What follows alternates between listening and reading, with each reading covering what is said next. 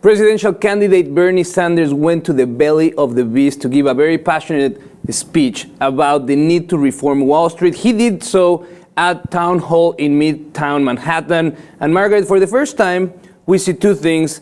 First, Bernie Sanders going directly to attack Hillary Clinton at what he calls a double standard. In one hand, she claims to be trying to reform Wall Street, but in the other hand, she's accepting or had accepted hefty speaking fees from these same banks that she claims she's going to reform. Also, Bernie Sanders gave a layout of how he plans to reform the financial institutions of this country, mainly first, the Federal Reserve. He wants to do a reform of the Federal Reserve, making sure that the Federal Reserve stops paying interest to the banks for saving their money and making it the other way around, where banks are paying the Federal Reserve to save their money within it. Among many other things, really clear that at this point Bernie Sanders sees the need to differentiate himself from Hillary Clinton.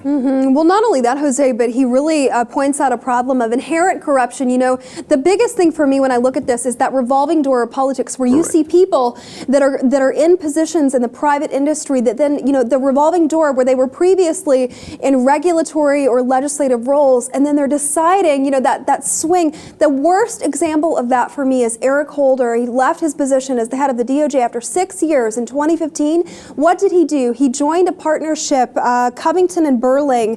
It's a Wall Street law firm that represents large banks and institutions. So you tell me, if that's not the epitome of corruption and corrupt practice, we shouldn't be allowing that. Conflict of interest, and it's one of the points that Bernie Sanders wants to prevent. He wants to prevent any lobbyist from serving within the Federal Reserve. I think that's very important. Other things that he wants to implement is, in the first year of his government, if he is elected President of the United States, is to break down the banks that are deemed too big to fail. Meaning he wants to bring back the Glass-Steagall Act so we can separate commercial, investment banking, and insurance services.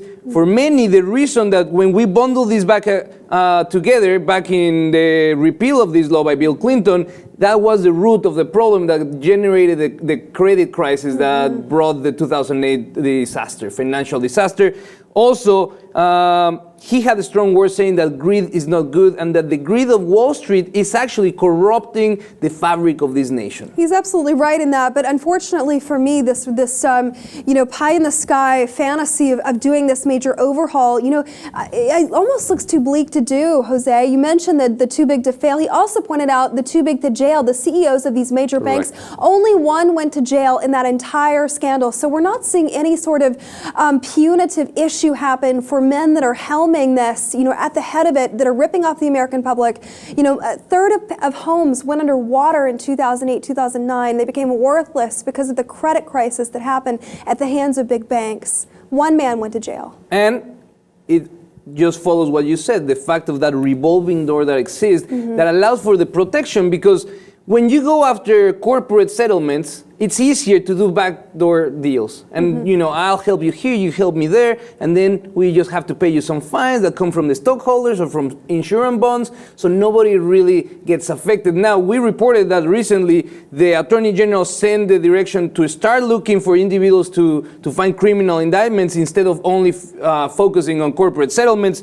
Bernie Sanders, going back to his speech, he also had some consumer-friendly measures that he wants to implement. He wants to cap ATM machine fees to $2 across the board, and he wants to limit this is really interesting, the rate of interest for the credit cards. Because he thinks that it's insane, the 24-30% interest rate that some credit cards carry. He wants to have a flat fee for all type of credit cards. That is preposterous, you know, the interest rates and the variable interest rates, you know, crippling people and leaving them in debt for a long time. It looks like he has a really robust philosophy when it comes to the financial crisis and how to deal with it in a myriad of ways.